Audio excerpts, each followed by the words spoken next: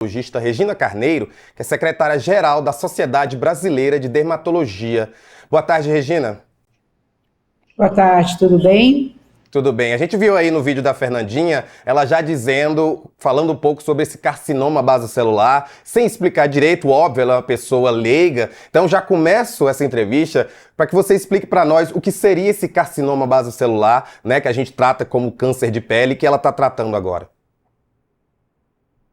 Bom, o carcinoma basocelular é o câncer mais comum do ser humano. Em qualquer região, em qualquer país, é o que mais acomete o ser humano. Ele é um câncer normalmente associado ao abuso do sol. Então, quanto mais sol eu pego e quanto mais clara a cor da minha pele, dos meus olhos, do meu cabelo, maior o risco de eu ter um câncer chamado basocelular e o que é muito próximo dele, que é o espinocelular. Então, o principal fator de proteção é realmente a gente evitar a exposição demorada ao sol.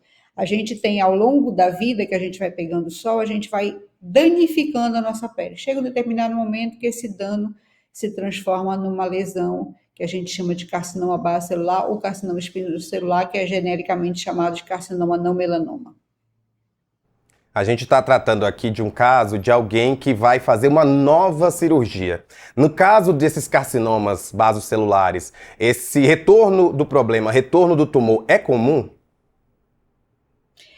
Na realidade, os carcinoma basocelular, se ele for diagnosticado precocemente, o tratamento é curativo na cirurgia. O que acontece é que muitas vezes a lesão fica com uma margem muito próxima da pele normal. E como é uma pele que normalmente já é danificada, podem surgir umas lesões muito próximas que significariam recidiva da doença. Eu não tenho maiores dados para julgar, né, o caso da Fernanda, mas não é incomum a gente ter que reoperar o paciente porque veio a lesão surgiu muito próxima, ou porque a margem ficou muito próxima pele normal e aquela pele que era aparentemente normal sofreu transformação, já que a pele estava danificada pelo sol. Doutora, a senhora deixou bem claro aí que esse é o tipo de câncer mais comum no mundo, não é só aqui no Brasil, e tem a ver com essa exposição ao sol, algo que é difícil da gente controlar. Eu queria entender um pouco em relação à forma de prevenção.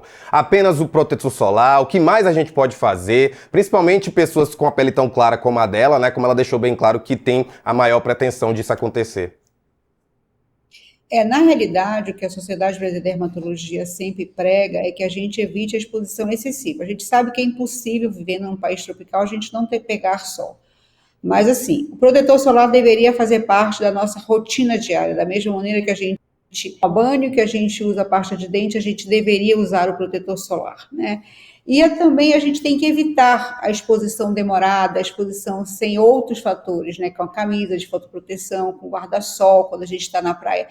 É muito importante a população brasileira entender que quando eu bronzeio a pele, por qualquer que seja a maneira como eu bronzeio a pele, eu estou danificando a minha pele.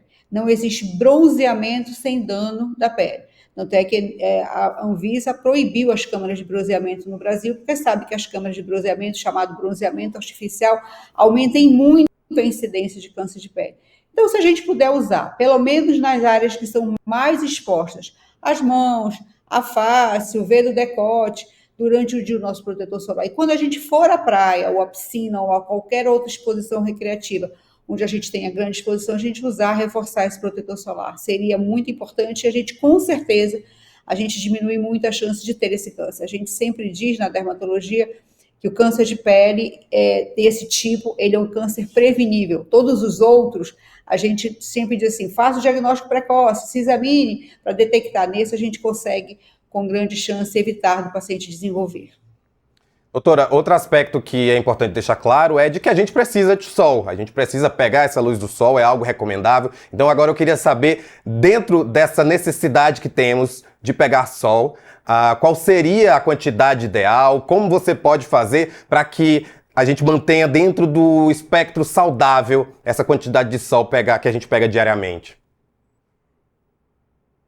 Gente, o sol é vida. Se a gente não tiver sol, a gente tem muita dificuldade até de ter ânimo, né? Os países com invernos muito prolongados, a gente sabe que tem grande índice de depressão. A gente não está pedindo para você não pegar sol. A grande preocupação, que é a história da vitamina D, pequenos minutos, poucos minutos de sol já forma vitamina D, e a gente consegue suplementar essa vitamina D através de alimentos ou de remédio. Então, não é justificativa se bronzear ao sol para poder pegar a vitamina D. O sol do dia a dia, com o uso de protetor, forma a vitamina D.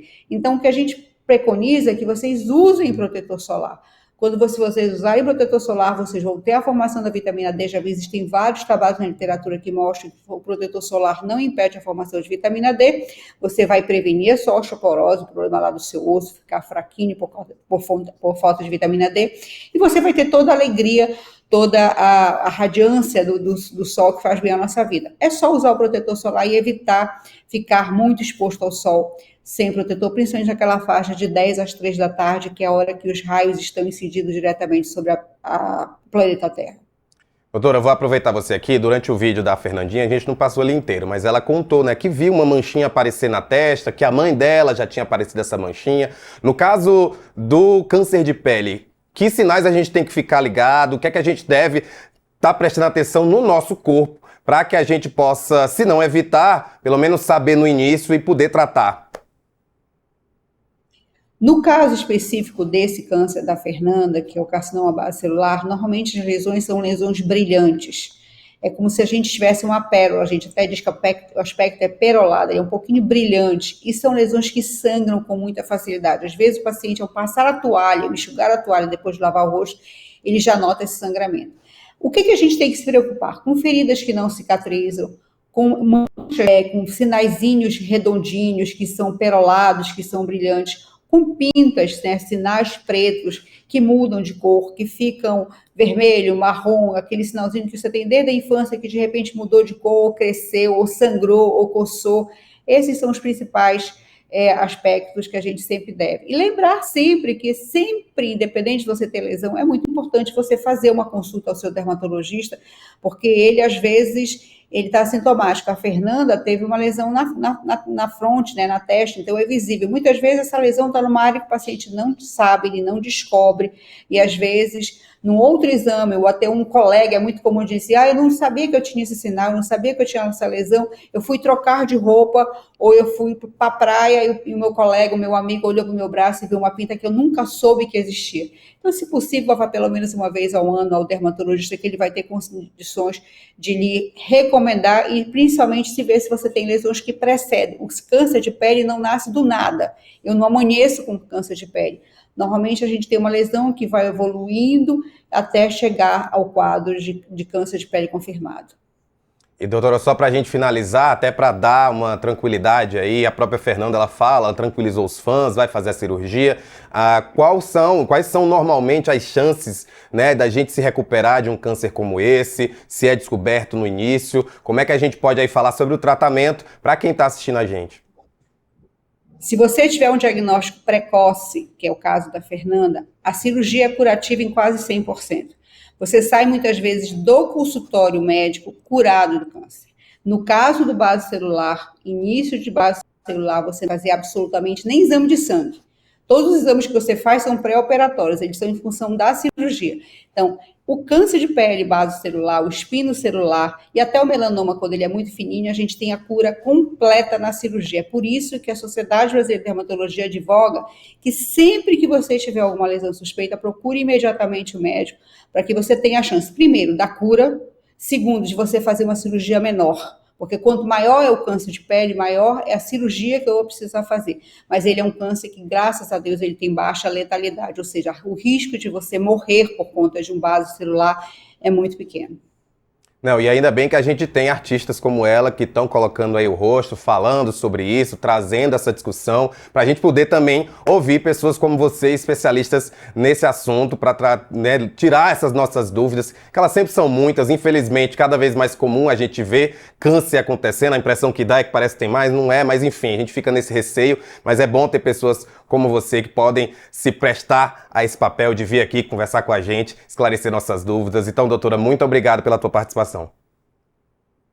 Eu queria também agradecer a Fernanda. Eu acho que é muito importante uma pessoa pública vir, né, e contar o seu drama, contar o seu problema e alertar a população de uma maneira simples como ela fez. Ou seja, eu tenho câncer, eu fui tratada, eu fui curada e está recidivando, mas eu também vou ficar curada, porque muitas vezes essa impressão de que eu vou morrer também atrasa o diagnóstico. O paciente tem medo de ir ao médico. Então, eu queria realmente, em nome da sociedade, parabenizar a Fernanda, porque eu acho que foi de uma extrema sinceridade e foi um grande serviço que ela prestou à população brasileira ao contar um drama dela e ajudar com certeza hoje ter gente no consultório querendo saber se está com base celular. Muito obrigado, doutora.